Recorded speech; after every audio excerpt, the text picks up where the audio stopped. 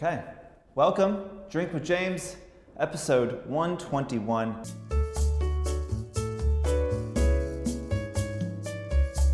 I have a absolute shitload of stuff to talk about before we get into questions, so I'm gonna rapid fire this here. 1, conference last week, fire. If you missed it, shame on you. Amazing, great to meet all of you, people who came, who are watching this. It was so nice to meet everyone. The speakers were incredible. In general, there was just like such a positive energy there. I know our staff left feeling super energized and excited about getting back to work and excited about what all of y'all are doing. So to those who came, thank you for supporting. Thank you for bringing that energy. It is going to carry us through the rest of the year, so appreciate that. Number 2, today, which is today as in when I'm filming, not today as when you're watching this, but we have finally re-released the latest evolution of follower health and verified authentic in verified reach.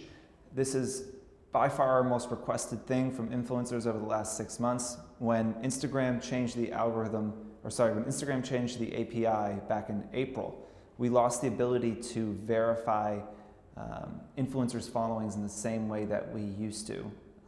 And you know, instead of cobbling together a solution and putting it out, we spent the last 6 months testing and thinking about different ways to do this, and we're really excited to finally release it to the world today. We're already seeing the badges come through. If you haven't applied, there should be kind of a banner on the top of the site, or you can go to fohr.co/verified-reach. Tim can put a link up and apply for your verification. Should come through within the hour after you apply if you get verified. If you don't, you know, you got some work to do. I don't really know what to say there, but this system is looking at your business insights data and, you know, comparing you to thousands or tens of thousands of other influencers and using averages and all these different things to kind of say if you have verified reach. What it basically means is a similar thing of verified authentic and follower health before was, you know, we're just trying to ascertain how engaged and authentic your following is. And when you publish a photo, how likely are your followers to see that photo? There are massive swings in the amount of people reached when an influencer or a person publishes a photo on their Instagram. We are trying to quantify those swings, and we are trying to reward those people who are at the top, you know, higher echelon of the group, and let brands know that we think that those people, you know, are reaching a number of people that we feel comfortable saying that, like, this is verified, we feel like this is legitimate and real, and someone that you should be working with. So, you know, everything we do, the reasons we do this is not to call people out, it's not to put people on blast, it's not to, you know, say people bought followers. It is to validate the industry, it is to validate those influencers who have built their following organically, it is to validate those people who are keeping their audience engaged and putting the hard work in every single day. So if you've got the badge, congratulations. If you haven't applied, apply. If you applied and you didn't get the badge, you know, it doesn't necessarily mean you bought followers. It just means that for some reason your following isn't as healthy as some others. There are ways to fix that.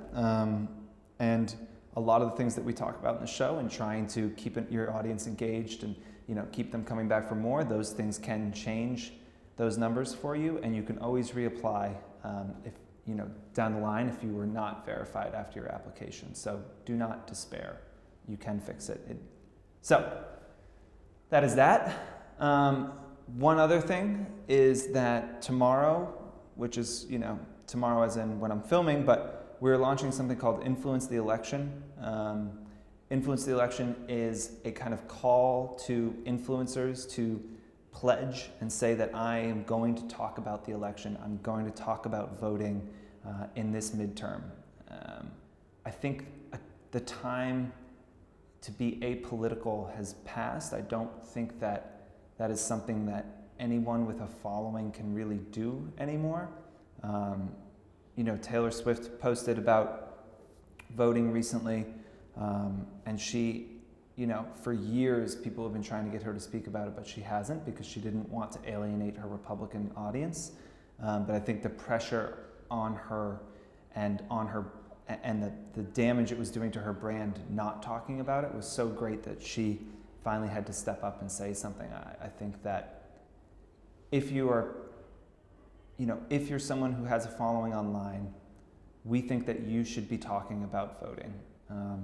We are not saying how you should talk about it. We're not saying who you should necessarily vote for. I obviously think you should vote for Democrats all the way down the line, but we just think that you should be talking about voting, and you should be encouraging your audience to do the same. So if you haven't seen the Influence the Election stuff, please go to influencetheelection.org. Pledge your support. We'll send you some really pretty Insta stories. Not participating in this election, not participating in what's happening in the country is a statement. So you can no longer just say, I'm not going to say anything because I don't want to make a statement about this. Not saying something is a statement, and you don't want to look and be on the wrong side of history here. And what you're going to piss some people off that that don't agree with you. I don't think, as influencers, as people who have a following online, that you can stand on the sidelines anymore. And Influence the Election is a rallying cry around that. So check it out. Influencetheelection.org. Tell your friends. Now, let's get into questions.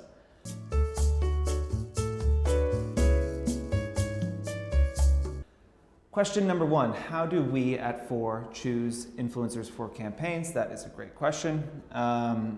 So we are running fairly large volume of campaigns, between 60 and 75 campaigns a week happening generally. We select influencers in a few ways. So the way we talk about this stuff is art and science, right? And so we always see two sides of every coin. So on the science side, we are looking at data. We're looking at your growth numbers. We're looking at your follower health. We're looking at your engagement rates. We're looking at all of that data. We're looking at what kind of brands that you talk about. What is your average percentage of sponsored posts in your feed? All of these numbers and all this data, we're kind of looking at those things to try and slim down from the 60,000 people who are on the platform down to a number that's a little bit more manageable. So we know a client needs somebody in New York City who has an Instagram following of 50,000 people, and they need to be, authentic beauty fans who talk about beauty but are also luxury. So we have a number of ways that we can use data to find who hits those kind of key points. And from there, that's when the art side of it comes in. Then our account managers are actually looking at these accounts, they're looking through your feeds and trying to understand, would you be a good fit for the client that we are working for? We try and bring new influencers into the fold as much as possible. We are always pushing ourselves to, look at every new person who signs up, to bring new people into the platform that we're really excited about. When we work with you in the first time, if it is a good experience, that experience is usually shared throughout the team. So, if we worked with someone, then it was a really good experience, that account manager would say, hey, just so you guys know, I worked with this person on this campaign. They were a dream. If you have any work coming up that makes sense for them, you should kick it their way. Which leads to my second point, which is, the easiest way to differentiate yourself with us when working on a campaign is being professional, is being timely, being easy to work with, doing what you say you're going to do, and just being a reasonable partner. It doesn't matter how beautiful your content is. If you're a nightmare to work with, we will do everything in our power to not work with you.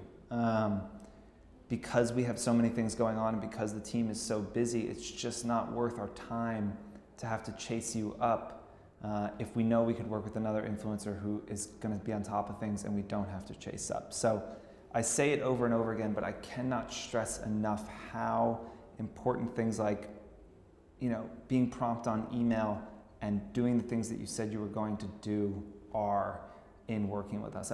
It's not super complex stuff. We're not asking for the moon here. We're just, if you answer your emails and do what you're supposed to do, and of course, if you, have some vision and you're good at your job and you can create some beautiful content that we feel like is impactful, that's baseline. Easiest way to continue to work with us. And the other thing is, build a relationship. Like, we are a platform and we do lean on technology to help us make these decisions because we have so many of them to make. But end of the day, there's a room full of people behind me that work on this stuff. And those people can be swayed by things that aren't numbers as well. And so, if you go to the About page, their pictures and email addresses are all there. It's not that hard to find who these people are. It's not that hard to reach out and introduce yourself. I'm not going to tell you the names of the people that work on the execution team because it should be fairly easy. And if there's 10 other companies like us, you should go email them as well and introduce yourself and say hi. We always say that, like, if you want to work with a brand, the only thing standing between you and that reality is probably one person. It's just getting to know one person and convincing them. Same thing on our team. Now, there's more than one person who's doing it, but building a personal relationship always works. Yeah, if you haven't had a campaign with us, we hear all the time, people have been on the platform for years and they haven't gotten a campaign. There's only so much work, right? We would love to execute every influencer campaign in the world, and that's certainly the goal. But until then, we have our campaigns that we're working on, and we have 60,000 influencers on the platform and 500 to 1,000 new ones signing up every week. There is only so much work to go around. So it is not say anything about you if you haven't gotten the work. It might even be that, we just haven't found the right client. There's a lot of more sport and adventure focused influencers who we love, who we can't work with because we haven't had the clients yet. There are photographers and illustrators on the platform that we love that we haven't been able to work with because we don't have the right projects. So, just because you haven't worked with us doesn't mean you're not on a short list of people that we really want to work with. And when we find the right project, if you kind of stay top of mind, much better chance of getting that deal down the line. The other thing is that we have two sides of our business. We've got the campaigns that we manage, and then we have a self-serve platform that hundreds of clients use to do this on their own. And so pretty good chance that you're going to events and getting gifted things and working on campaigns with brands through Fohr, and you just have no idea that that's where they found you. We control a decent amount of the fashion beauty space in terms of a technology tool to help brands do this on their own. So I bet a lot of times when influencers say, I've never worked with you, I say, well, let's rattle off some of your recent collaborations. And they say brand, I was like, that's a client, brand, that's a client, that's a client. So a lot of times they're working through us, they just don't know it. So.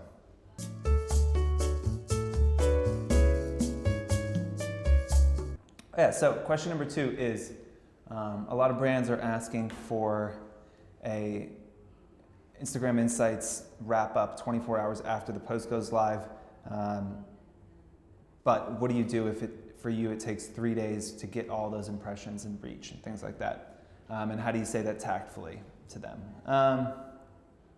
One, in business, I generally find that honesty, it never really is never really a bad thing. I think if you said, hey, well, let me step back. One, I question slightly the premise. While I do think that you are getting reach and impressions and saves and interactions on posts for days, I'd say 90% of the value and the eyeballs that are going to see a post see it in the first day. So I think if it were me, I would send it to them because they're looking to see it, and I would say, hey, so my feed, I generally continue to get a good amount of views and impressions and things like that for days after. So I'm going to send you another one of these in a couple days. If you're doing any final reporting to the client, it would be awesome if you could wait a few days just so I can get, all the impressions and everything that into that report. So, that's good for the client, that's good for you. You want the highest numbers that you can possibly get. So I would just be honest there and say, it generally takes a couple days. I don't think you need to say because I have an authentic following or because it's organic, it's taking longer. You can just say, for my account, I generally am getting impressions and views for 3 days. So here's where we're at now. I'm going to send you something else in 2 days. If you could hold off, that would be awesome. If not, I totally understand. If they're pushing you really hard, it's probably because they're being pushed really hard by someone else. So, and if you're a campaign of 30 people and everyone else sent their insights in after 24 hours with no note about needing a couple days and you're the only one who didn't, it's not that it can look fishy, but I think you would maybe be a little eye-rolly and be like, oh, come on, just send me the fucking insights. So be honest, tell them you'll have it in a couple days, and try and train them so that, the next time you work with them, they know that it's going to be 3 days and not 1. Yeah, we talked about this last show, a couple shows ago, I don't know, but about performance recaps. Yeah, you should absolutely be sending it. You should definitely be sending screenshots of your insights and go back a few episodes and I kind of lay out exactly what you should be doing in those performance reviews. I've gotten a few from influencers that look great. I'm happy to critique them. If you send it my way, I'll keep it, I'll eye it over and send some feedback if you want to email it to me, but that should be standard. You should be doing that for everyone. Let's say you usually get 10,000 impressions on your photos and this time you got 5,000. I always try and get in front of what went wrong. Again, go back to honesty. I would send it to them and I would say, hey, full transparency, this post did not perform as well as I would have liked. I usually get twice as many impressions as this. I'd love to make it up to you with another post in the next couple days. When are you pulling this report together? Because I would like to get another post in there so that I can give you guys kind of what I would be more comfortable with saying was my best work. So I always try and I joke about it here in the office. I always say let's 8 Mile them.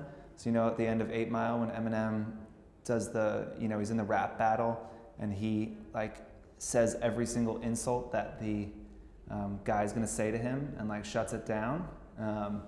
I always tell the team do the same thing. Take the thing they're gonna say it first, and provide a solution. So hey, my impressions were much lower than they usually are. That doesn't make me happy. So here's 2 options. I can give you 1 static post or 3 more stories, and that should get us, to where I would feel more comfortable with. So. Yeah, always good to get in front of that stuff. And look, even though you're oh, I'm doing a free post or I'm doing this extra stuff, I cannot stress enough how far that would go with a client.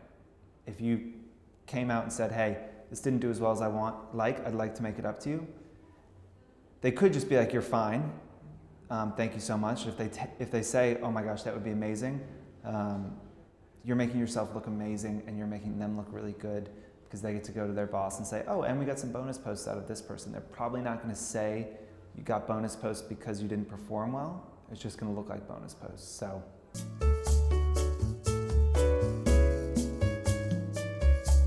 Question number 3 is, what do you think about so many influencers launching physical products?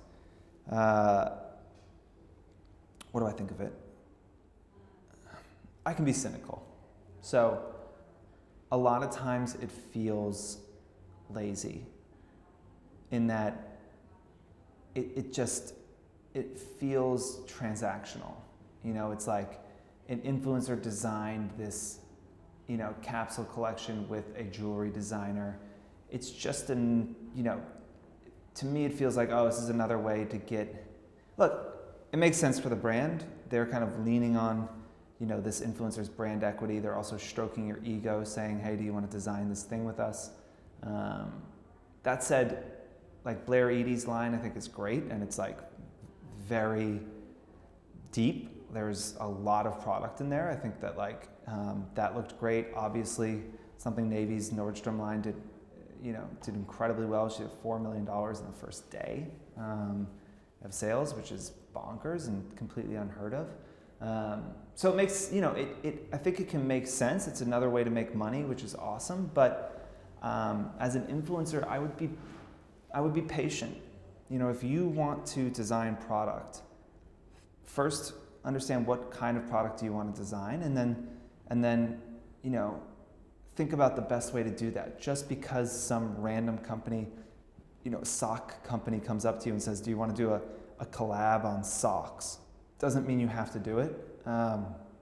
And every new physical product you launch dilutes your brand a little bit more. You only get so many times where you can tell people, I'm doing this collaboration with this brand, I'm doing a collaboration with this brand. So I think if you want to design physical product, if that is something that you kind of want to cash your influence in and do, I would be very considered and slow about how I did it, who I did that with, and what my end goal is. Look, if your goal is just to make some money, I guess you can do something pretty simple, go shill that product, make the money, walk away. If you want to build a line, if you want to be a fashion designer, and that's, the path you want to take out of being an influencer and moving into design, I don't think doing kind of cheap, not super well thought out collaborations is a good way to get there. So step back, take your time, and make sure when you do it, you actually do it right, and make sure you want to be involved in the process. I think, who did I see doing a good job of this? I wrote something to brands recently about The Rock. He did this line with Under Armour, and what I liked is when it launched, they went back and showed all these stories of them working together on this thing, and it kind of laid out everything that they were doing. I think that if you're going to launch a product, make sure that you're super involved and make sure that you document it. Even if you can't publish in real time, document it in a way that you can show your followers that you actually really cared about it. Because when I see a lot of these things, I think they really didn't have a lot of say in this. That the brand sent them some designs, they okayed them, said tweak this, tweak that, and it was done. So I, as a consumer, would want to see you in there. I would want to see you working on it. I would want to see the journey of how you got there. So I think that can add some authenticity and make it feel really real and make it feel like you're super passionate about it. And that's the other thing. It's selling products is really hard. You have to be really, really, really, really passionate about it. This product has to be bigger than you. Fohr is a bigger deal than I am. I am in service of this company in a lot of ways. And I will do whatever it takes to make, to kind of add to the success of Fohr and what is happening here. So anything that you do, it needs to feel like that. It needs to feel so much bigger and more important than a sponsored post. You have to talk about it all the time. It has to become a huge part of your life. So if all those things are true, go for it. Send me a link. Maybe I'll buy it. That's it. We're done for today, people.